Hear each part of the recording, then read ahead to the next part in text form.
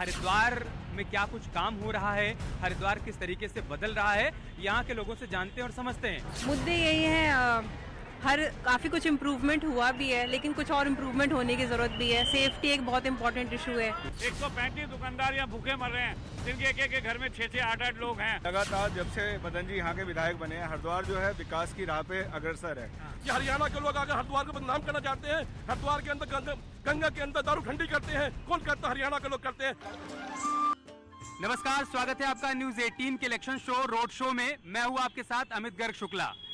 Election show का काफिला आ गया है उत्तराखंड की हरिद्वार विधानसभा सीट में, हरिद्वार शहरी विधानसभा सीट, जहां से विधायक हैं भारतीय जनता पार्टी के प्रदेश अध्यक्ष मदन कौशिक जी। 4 बार से वो यहाँ के विधायक हैं। आखिर वो बार बार इस सीट से चुनाव क्यों जीत रहे हैं, इसके पीछे क्या कारण है?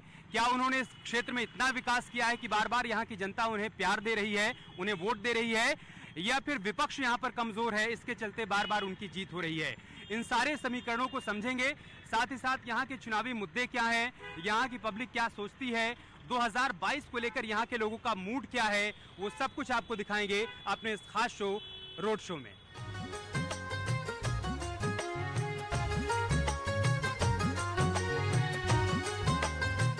और अब हमारा रोड शो कनखल चौक पर पहुंच चुका है। ये चौक बहुत फेमस है, यहाँ पर लोग आते हैं कचौड़ी खाने के लिए, समोसा खाने के लिए, शॉपिंग करने के लिए, सब्जी लेने के लिए। तो हम ऐसे कुछ लोगों से बातचीत करेंगे और जानेंगे कि 2022 को लेकर उनके मन में क्या चल रहा है, कौन से वो मुद्दे हैं जिनको ध्यान में रखते हुए वोट करने वाले हैं। हम देख रहे हैं यहाँ पर बहुत सारे लोगों की भीड़ लगी हुई है। बाबूराम छोले वाले हैं यहाँ पर, आप देखिए तमाम लोग छोले कुलचे खाने के लिए आए हैं। तो इन्हीं से बातचीत करते हैं और पूछते हैं कि 2022 को लेकर क्या माहौल है। क्या नाम है भैया आपका? चिराग। हाँ, चिराग जोशी। अच्छा, क्या माहौल है 2022 को लेकर? बढ़िया, एकदम बढ़िया। किसके लिए बढ़िया, बीजेपी के लिए कि कांग्रेस के लिए? बीजेपी के लिए। अच्छा, मतलब नए मुख्यमंत्री से खुश हैं आप लोग? हाँ। पुष्कर सिंह धामी जी से? हाँ। अच्छा, नाराजगी किस बात को लेकर है? 3 मुख्यमंत्री बदल गए इसलिए, काम नहीं करा या काम अच्छा नहीं हुआ? अच्छा। जब मुख्यमंत्री क्यों बदलता है? हाँ। जब काम नहीं होता हाँ। तो मुख्यमंत्री बदलते हैं। हाँ। त्रिवेंद्र आप भी मुस्कुरा रहे हैं। क्या नाम है आपका? मेरा नाम विनीत वशिष्ठ। विनीत जी, क्या माहौल है 22 को लेकर? 2022 को आप उत्तराखंड के पे पूछेंगे अगर, तो सरकार तो संभवतः भारतीय जनता पार्टी की आएगी। अच्छा। लेकिन आपका भी एक यहाँ पर चैलेंज आया है थोड़ा सा, तो उसको देखते हुए कांग्रेस भी अपना प्रयास कर रही है। तो संभवतः सीटें हो सकता है कि भारतीय जनता पार्टी की उतनी ना है जितना कि वो अब की बार 60 का नारा दे रहे हैं। अच्छा, कांग्रेस, अगर कांग्रेस सत्ता में आए तो मुख्यमंत्री कौन बने? हरीश रावत। अच्छा। वो जमीन से जुड़ा हुआ इंसान है और बहुत बढ़िया कार्यक्रम करा, संविदा कर्मचारी को पक्का करा, हर चीज में वो आगे है। ये 3 मुख्यमंत्री क्यों बदल रहे? क्योंकि इन्होंने कार्य नहीं करा, ऊपर से प्रेशर आ रहा, हटाओ। युवा हैं और यहाँ के मुख्यमंत्री जी भी युवा हैं, तो युवा मुख्यमंत्री के कामकाज से खुश हैं आप? इधर आ जाइए थोड़ा। हाँ, सामने इधर कैमरे की तरफ देखिएगा। हाँ हाँ, बिल्कुल खुश हैं हम काम से, और बीजेपी की सरकार बहुत बढ़िया काम कर रही है, आगे भी और अच्छा करेगी। यहाँ पर शहर भर के लोग आते हैं छोले कुलचे खाने के लिए? हाँ, हर जगह से आते हैं? हाँ, हर जगह से, बाहर से। आपको हर जगह का माहौल भी मिलता होगा। क्या सोच रहे हैं लोग चुनाव को लेकर? चुनाव के बारे में तो बात चलती रहे, कोई कांग्रेस की बात करे, कोई बीजेपी करेगा। अच्छा, बस। क्या समझ पाते हैं मतलब कि 2022 में क्या बीजेपी रिपीट करेगी या कांग्रेस आएगी? बीजेपी की ज्यादा चांस है। अच्छा, कुल मिलाकर मिली जुली प्रतिक्रिया आ रही है यहाँ पर। जो लोग छोले कुलचे खाने आए हैं, कुछ लोग कांग्रेस को सपोर्ट कर रहे हैं। वो कह रहे हैं कि कांग्रेस की सरकार आएगी तो जो विकास के पहिए रुक गए हैं वो दौड़ेंगे, और हरीश रावत को एक मौका मिलना चाहिए पहाड़ के लिए काम करने के लिए। लेकिन कुछ लोग ऐसे भी हैं जो कह रहे हैं कि जो मौजूदा मुख्यमंत्री हैं पुष्कर धामी, उनको थोड़ा कम मौका मिला है, एक और मौका मिलेगा तो युवा मुख्यमंत्री हैं, युवा प्रदेश को और आगे लेकर जाएंगे।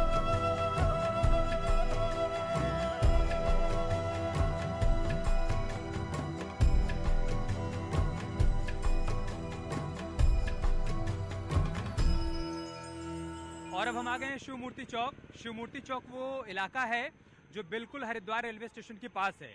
यहाँ पर देश के अलग अलग हिस्से से तमाम यात्री आते हैं, स्टेशन से बाहर निकलते हैं, तो हरिद्वार की जो तस्वीर है वो सबसे पहले यहीं पर निहारते हैं। यहाँ बहुत सारे होटल्स बने हुए हैं, इसमें भी यात्री ठहरते हैं। और हरिद्वार में क्या कुछ काम हो रहा है, हरिद्वार किस तरीके से बदल रहा है, यहाँ के लोगों से जानते हैं और समझते हैं। यहाँ पर भी कुछ लोगों की भीड़, हम इनसे बातचीत करते हैं और पूछते हैं कि हरिद्वार में क्या कुछ बदल रहा है और 2022 को लेकर क्या माहौल है। क्या नाम है आपका? मैं अनिल भास्कर। अनिल भास्कर जी, क्या माहौल है 2022 को लेकर? 2022 में जनता बदलाव चाहती है। हाँ। और स्थिति अगर हरिद्वार की आप बात करना चाहते हैं, हाँ। तो पिछले 20 सालों में स्वास्थ्य और चिकित्सा को लेकर के जरा सा भी कोई कार्य नहीं हुआ है। अच्छा, वो ये कह रहे हैं कि पहले यहाँ पानी भरा रहा करता था, हमने उसका इंतजाम करवा दिया, यहाँ पर बिजली सारे तार अंडरग्राउंड हो गए, गैस पाइपलाइन हो गई, हमने तो बहुत सारा काम कर दिया। अरे वो जो आज़ादी के बाद आज तक कभी हल नहीं हुआ मसला, वहाँ जनरेटर लगा दिया, उसमें भी कमीशन खा रहे हैं ये। ठीक है, ये पे गैस पाइपलाइन लगाई, अंडरग्राउंड बिजली लगवाई है, इसमें सब में फुट का रेट है इनका। जितने भी यहाँ नेता हैं, विधायक जो भी आया, इनका पर फुट का रेट है कमीशन का, वो मिल जाता है इनको। पानी आज तक निकला नहीं, वो जब भी होता है जनरेटर लगाते हैं। जनरेटर का क्या मतलब है उसमें? वहाँ पे आप प्रॉपर इंतजाम करो, अंडर पास है जो। थोड़ा आगे आ जाइए आप लोग, युवा हैं, युवा तो आगे रहते हैं ना, फिर आप लोग पीछे क्यों हैं? अभी राज्य में एक युवा मुख्यमंत्री हैं, तो उनसे क्या उम्मीदें हैं, उनके कामकाज से कितना संतुष्ट हैं आप लोग?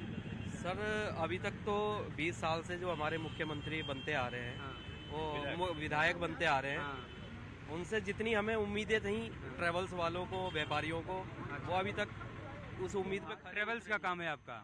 अच्छा, टूर एंड ट्रेवल से है। तो उस उम्मीद पे वो अभी तक खरे नहीं उतरे हैं। आप पीछे कुछ कह रहे हैं, आगे आके कहिए क्या कह रहे हैं? ये जनता, किसी ने कुछ नहीं किया, ये जनता का संघर्ष था। जो कोविड में इन्होंने बंद लॉकडाउन लगाया, इन्होंने जनता के बारे में क्या सोचा, व्यापारी वर्ग के बारे में।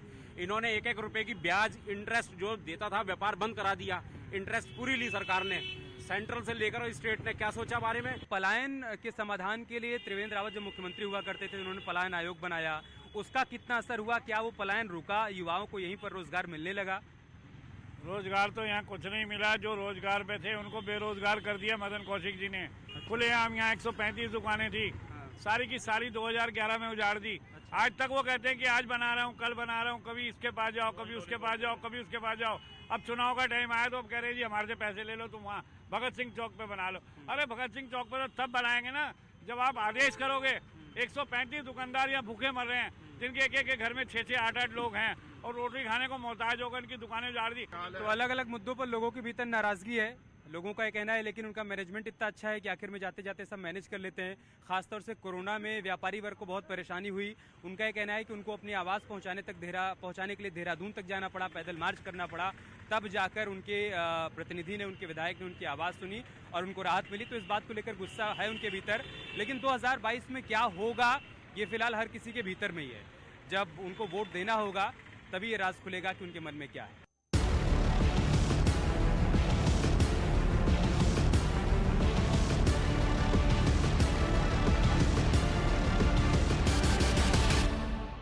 मदन जी, बहुत स्वागत है आपका रोड शो में।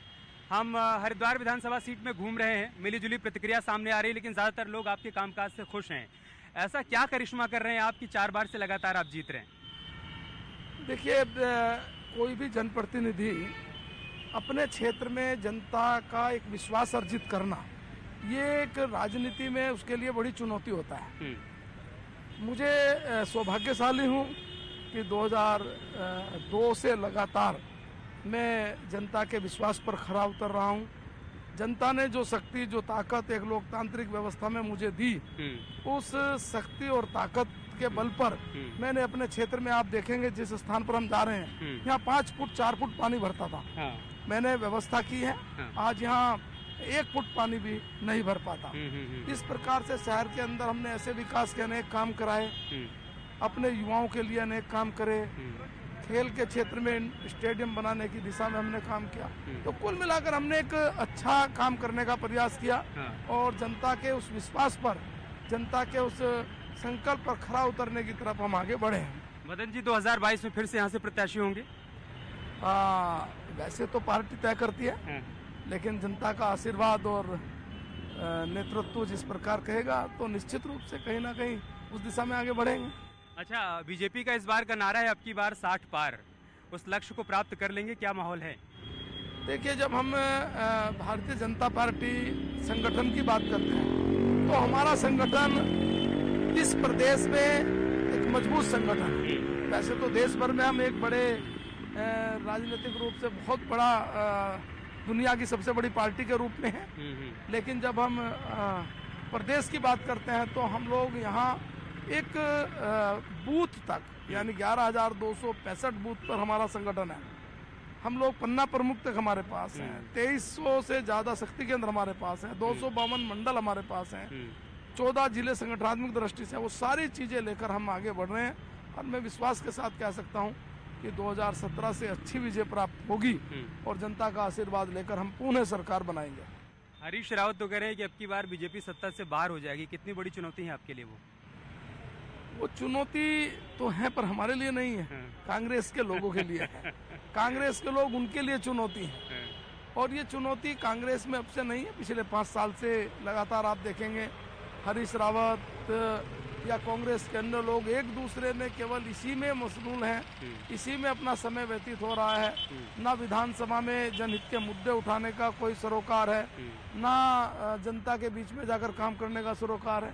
केवल उनको एक ही बात है कि वो नेतृत्व कौन करे, कौन आगे आने वाले समय में आगे बढ़े, कौन क्या करे, इसी से उनकी लड़ाई चल रही है। तो इसलिए मुझे जहाँ तक चुनौती की बात है वो कांग्रेस में आपस में एक दूसरे की चुनौतियाँ, हमारे लिए नहीं। कुछ लोगों की भीड़ हमें दिखाई पड़ रही है यहाँ पर, इस बदले हुए हरिद्वार को वो लोग कैसे देखते हैं, कैसे सोचते हैं, आपके कामकाज को कैसे देखते हैं, वो समझ लेते हैं। उन्हीं लोगों के बीच में चलते हैं। चलिए थोड़ी बातचीत इनसे भी कर ली जाए और हम मदन जी को लेकर चलेंगे कुछ लोगों के बीच में और जानेंगे कि मदन जी के कामकाज को वो कैसे देख रहे हैं और इस बदले हुए हरिद्वार के बारे में वो लोग क्या कहते हैं। मदन जी जो कि यहाँ से विधायक हैं, मंत्री भी रह चुके हैं, प्रदेश की बागडोर संभाल रहे हैं, 4 बार से यहाँ के विधायक हैं, तो लोग जानना चाहते हैं कि ऐसा क्या करिश्मा कर रहे हो कि बार बार यहाँ से जीत रहे हैं। देखिए, लगातार जब से मदन जी यहाँ के विधायक बने हैं, हरिद्वार जो है विकास की राह पे अग्रसर है। अच्छा, मदन जी कह रहे हैं कि बहुत कुछ बदल गया हमारे हरिद्वार में, यहाँ पर गैस पाइपलाइन हो गई, अंडरग्राउंड बिजली के तार हो गए, कहीं बाहर एक भी तार दिखाई नहीं पड़ रहा है, कहीं कोई कमी भी है, सब पूरा हो गया। लगभग मदन जी ने 20 साल में अपना सब बहुत संपूर्ण हरिद्वार को दिया और बहुत कुछ किया है हरिद्वार के लिए। ये हरियाणा के लोग अगर हरिद्वार को बदनाम करना चाहते हैं, हरिद्वार के अंदर गंगा के अंदर दारू ठंडी करते हैं, कौन करता है? हरियाणा के लोग करते हैं। हरियाणा के लोगों को हरिद्वार के लोग बता दिया करेगी, उत्तरी हरिद्वार पूरा हरियाणा कब्जे में है, जमीनों में कब्जे हरियाणा के लोगों पर है। हरिद्वार की जनता हरियाणा को बर्दाश्त नहीं करेगी।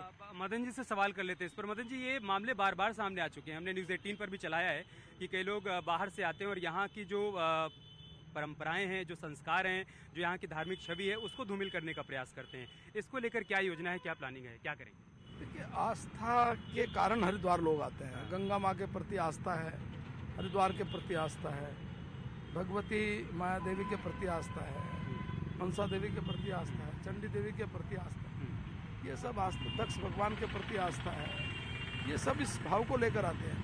और यहाँ यदि इस प्रकार का कोई कार्य करता है, बाहर से आने वाला कोई भी व्यक्ति हो या यहीं के रहने वाले हो, तो वो कहीं ना कहीं उस आस्था पर चोट है।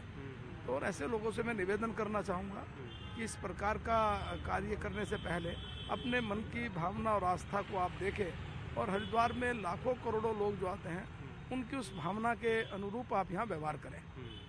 अच्छा, महिला सुरक्षा एक बहुत बड़ा मुद्दा रहा है, लेकिन क्या हरिद्वार में महिला सुरक्षा भी कोई मुद्दा है यहाँ, या फिर यहाँ पर इतनी सुरक्षा है कि महिलाएं पूरी तरीके से अपने आप को सुरक्षित महसूस करें?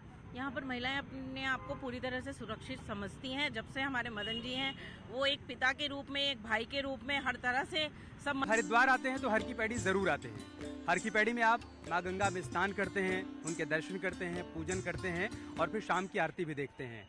हर की पैड़ी में न सिर्फ उत्तराखंड के अलग अलग हिस्से से, बल्कि देश के अलग अलग हिस्से से, दुनिया के अलग अलग हिस्से से तमाम श्रद्धालु आते हैं और हरिद्वार में जो बदलाव हो रहा है उसको बहुत करीब से वो यहीं से देखते हैं। तो कुछ लोगों से बातचीत करते हैं और जानते हैं कि हरिद्वार में होने वाले बदलाव को वो कैसे देखते हैं। हर की पैड़ी आए हैं, आप पहली बार आए हैं? नहीं सर, पहले तो नहीं आए, पहले भी कई बार आ चुके हैं। अच्छा, लेकिन अब अच्छा लगता है, साफ सफाई हो गई है, नया बन गया है, कुछ कुंभ की वजह से नया हुआ है, रंग पुताई। आप पहली बार आए हैं, इससे पहले आ चुके हैं? मैं भी पहली बार आ चुका हूँ। अच्छा, मैं पहले भी आ चुका हूँ। क्या नाम है आपका? मेरा नाम विष्णु डागोर। अच्छा, मैं आगरा से। अब आकर यहाँ ज्यादा अच्छा लगता है पहले के मुकाबले? अब ज्यादा अच्छा लगता है। कुंभ के बाद बदलाव आ गया? हाँ, बहुत बदलाव है यहाँ पे ना, सफाई पे पूरा ध्यान दिया जा रहा है यहाँ पे। अच्छा, सबसे बड़ी बात ये है। आप पूरे परिवार के साथ आए हैं? ये अच्छा, आपकी वाइफ है, क्या नाम है आपका? शोभा। शोभा, आप भी इससे पहले आ चुकी हैं यहाँ पर? जी नहीं, मैं पहली बार आई। अच्छा, पहली बार आई हैं। अच्छा लग रहा है यहाँ पर? जी सर, बहुत अच्छा। श्रद्धा के भाव उठ रहे हैं मन में? हाँ, शिव जी की नगरी है। अच्छा, अच्छा लग रहा है यहाँ आके। अच्छा, 2022 का चुनाव भी नजदीक है, क्या माहौल है? माहौल अच्छा है, उम्मीद है अगर जो अच्छा काम करेगा वो जीतेगा।